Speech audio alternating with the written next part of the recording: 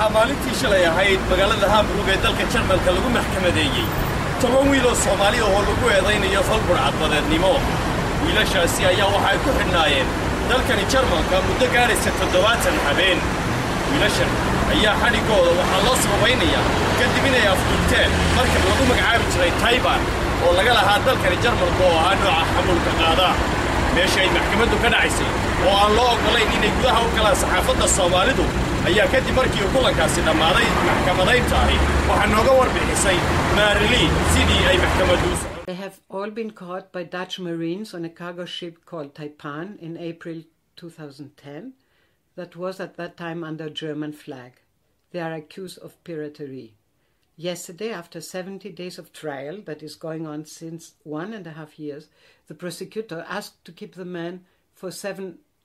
up to 10 years,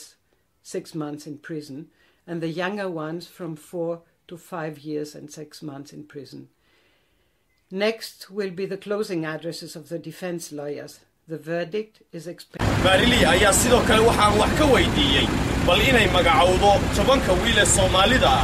iyo weliba inay nooga warbixiso inuu jiro xidhiidh ay la sameeyeen safaaradda Soomaalida maadaama dalka Jarmalka ay ka jirto safaarad Soomaalidu leedahay oo ku taala caasimadda dalkan iyo Berlin. I have never heard of a Somali ambassador visiting the prisoners or being in contact with 10 Somali prisoners. 3 of them are younger,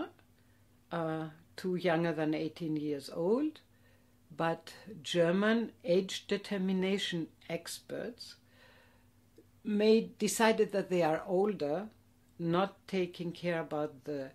birth certificates from Somalia, the letter of the mother saying the age of the boys.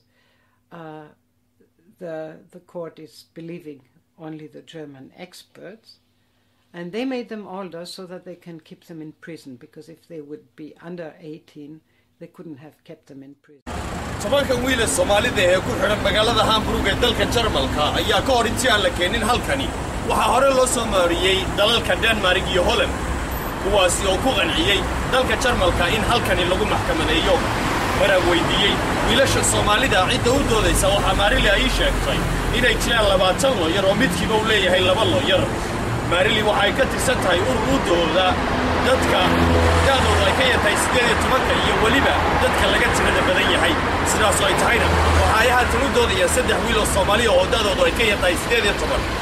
waxaana maxkamaddu maalintii shalay ahayd ay soo jeedisay qareenka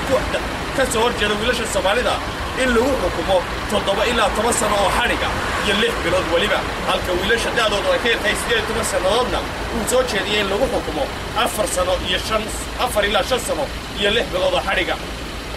waxaa la sugayaa wiigaga soo socda in ay ambiil ka qaataan 20 looyar ee u addoonaya wiilasha Soomaalida ee ku wadaysan falka Budhcad badeednimo